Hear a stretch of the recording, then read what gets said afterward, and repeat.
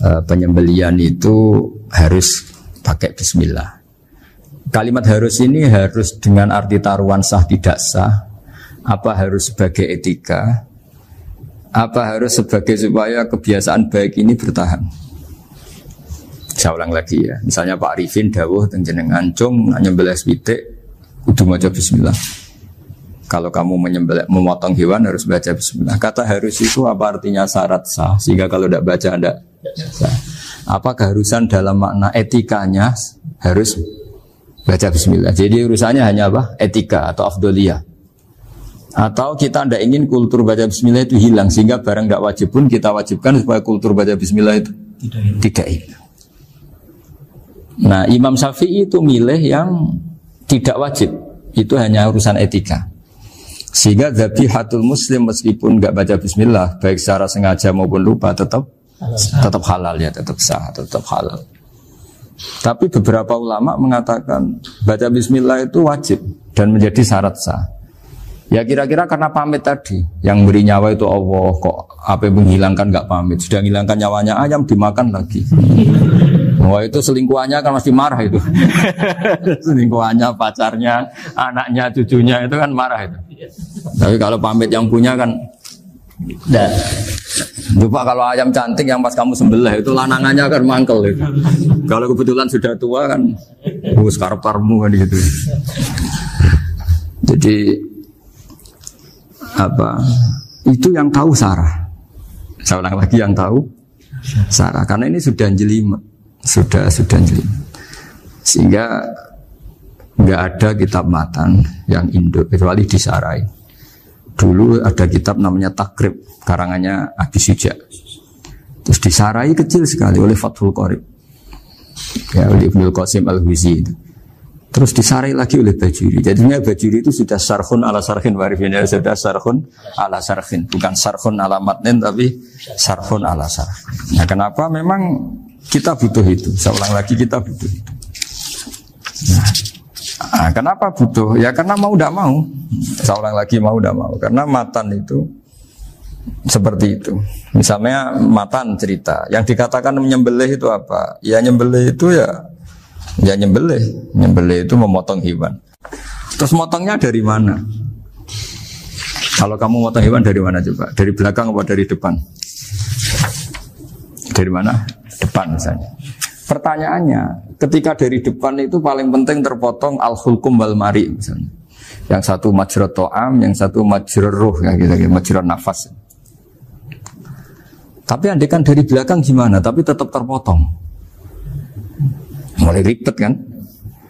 Kalau kubu sebelah kan enak, pokoknya nggak sunah Rasul seperti itu, nggak mau debat. Tapi kita tidak cara berpikir tidak gitu. Ini kan status hukumnya halal apa haram ketika ada orang motong hewan dari belakang. Nah, terus kita berdebat kan, mesti berdebat itu mau dibilang haram, nyatanya memenuhi syarat apa tadi pemotongan. Hukumnya kena, amarinya kena. Mau dibilang halal, jangan-jangan pitiknya sudah pingsan, sudah mati karena dogrok-dogrok dari belakang. Nah, itu terus ulama debat. Nah, kan mungkin juga. Ya kan, pitiknya sudah setengah kena corona, pingsan terus. Ya kan, sudah pingsan terus digorok. Nah, seperti ini mau tidak mau kita harus detail. Detail artinya yang dikatakan menyembelih itu apa? Ya nanti tak bacakan tabir di Bajiria sekaligus ijazah untuk jenengan semua. Saya tadi alhamdulillah ketemu Pak Arifin lama, ngendikan panjang lebar tentang pentingnya ilmu.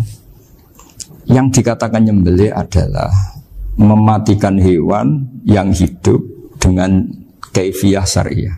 Saya ulang lagi, mematikan hewan yang hidup dengan kaifiyah syariah. Nah kalimat hidup ini mulai masalah. Hidup yang apa? Misalnya ada hewan, saya sering kalau ngaji cerita, ada ayam jago ketandang mobil, ketabrak mobil, kejet-kejet. Enggak kamu sembelih pun 1 menit lagi pasti meninggal. Ini kan hanya koordinasi prosedur saja. Karena prosedur ayam mati harus kejet-kejet, enggak boleh enggak langsung peletes mati, enggak boleh.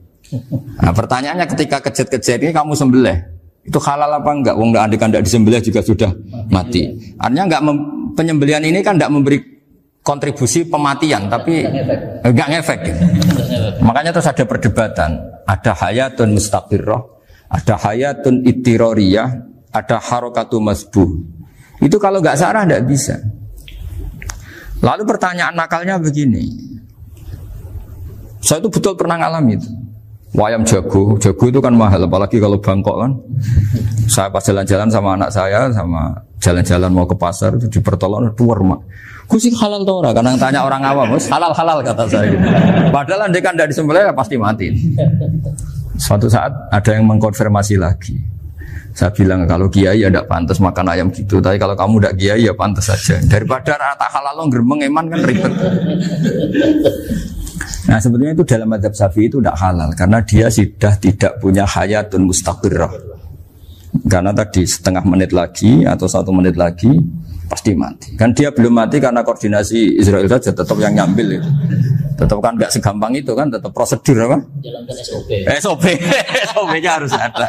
Nggak boleh mati selonang-selonang itu, nggak boleh. Tetap ada SOP kata Pak Arifin ada SOP. Dia kalau sama saya bisa guyon kalau. Nah, tapi misalnya nanti pertanyaan, tapi dalam mazhab Maliki itu diabaikan. Hayat mustaqirrah, hayat ittirariyah, hayat itu diabaikan. Cara berpikir Imam Malik lebih matematis. Kalau nggak disembelih itu matinya berapa menit? 1 menit lagi. Gara-gara disembelih dia mati sekarang. Berarti eksekutornya ya peso itu. Ya berarti peso itu memenuhi kriteria mematikan sesuatu yang masih hidup, hewan yang hidup dengan cara syar'i. Jadi andai kan ada rapat malaikat, matinya karena apa? Karena peso apa karena kecelakaan? Karena peso. Ya kan? Ya. Karena kalau nggak tanpa peso nunggu 1 menit, gara-gara disembelih langsung terjadi sekarang. Nah karena hukum halal ini yang menarik dan menguntungkan. Di bab ini orang jadi Malikiyah semua. Mana maksudnya ya? Jadi kita ini sebetulnya Syafi'i pecundang gitu. Syafi'i partai politik. Jadi kalau sedang tidak menguntungkan ya tidak. Kata siapa kita Syafi'i banget? Tidak juga itu. Ya, jadi karena tadi ya kalau pada level apa? Pada level perdebatan ulama itu ada tadi ya, ada seperti itu, ada hayatun mustaqirrah, ada hayatun ittirariyah, ada harokatul masbuh.